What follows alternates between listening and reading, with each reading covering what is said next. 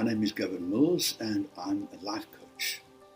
Actually, an actualization coach, but let's stick with a life coach. So what is a life coach? And more important, why would you need a life coach? I mean, you're going to go see someone, come and see me, and you're going to tell me your deepest, darkest secrets, all the hidden things that you wouldn't even tell your husband or your wife.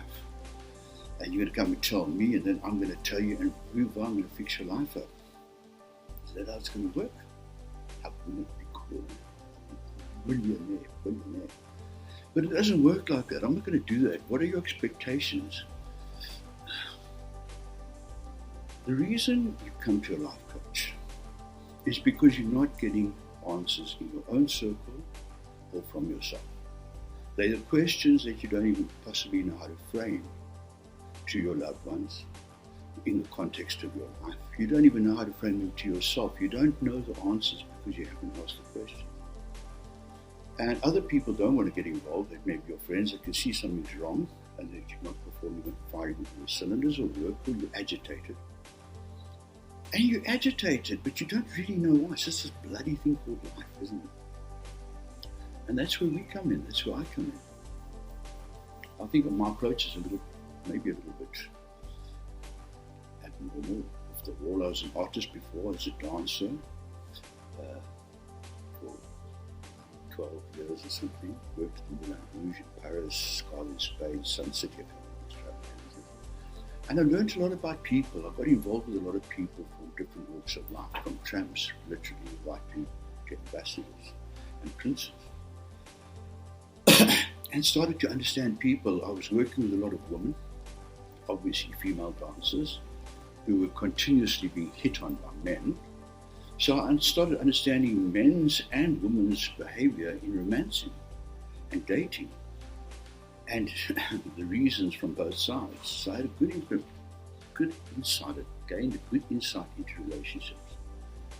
Then I came back and I started running a company. I started getting into marketing and stuff, and was at Oververmouth for a while. And then I started my own company, which I ran for 20 years, an event production company, one of the best most innovative production companies in its day. And I learned a lot about business and marketing, and also behavior and strategy and planning. And I educated myself in life and in theatre, and understanding how theatre applies in everyday life, how we make theatre in our everyday life. We play theatres. The mask we wear to work is maybe different to the mask we wear at home, which is different to when we're with the girls or with the boys, or at the golf course or at the beauty parlour.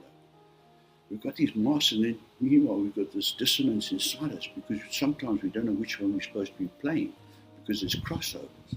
And these complications manifest in our minds and in our behavior, that we become short-tempered with people around us, we start snapping, and we don't know why, so we start getting angry with ourselves, and we don't know why we're angry with ourselves, because it wasn't our fault.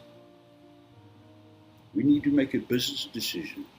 But my God, is it the right one? The implications, it could go well, it could be big, it could work for you, but it could fail, and I've got kids to feed, I've got a house to pay. How do I know what's the right decision? What's an educated guess, and who do I want to speak to about it? I go speak to a consultant, they want a slice of the pie immediately, and they're seeing how where the dollar signs come.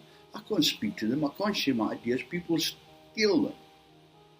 Who do I talk to, and who do I discuss this with? That's what I do. That's what I do.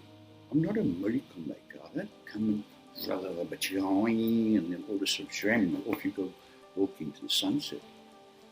But I ask a lot of questions, and I ask questions which will take you to places which you'll be glad you've gone to. Glad they will. There might be places that are impacting on how you grow and holding you back, and there's resistance and fear and all of these things we can't discuss. What I'm doing for you is phone me, get hold of me, let's have a chat, 20 minutes, half an hour, no charge. Have a chat, tell me where you are, tell me what you feel like, tell me where you think you're going, and tell me why you're not getting there, or you are getting there, so I can help others. But let's have a chat, it's not going to cost you a cent. After that you can decide if you want to consult with me, or you want to set up a program. And yeah, there's a lot of things we can do, but first I need to know. I can't go into a doctor. I'm not a psychiatrist. I can't let you walk in here and say, take a red pill, a blue pill, and everything's going to be all shit or good. You can sit and I can find out about you in ways that probably you don't share with anyone. And from that point on, you can start working out why your life is going and what your behavior, because everything's about behavior, isn't it? It's not just about what we think. I think it's a mess. The demons come out, the little angels are flapping there. But it's behavior. To change our trajectory, we've got to change our behavior and all the way we engage with the world that we are if it's not working. If it is working, great. Keep it in.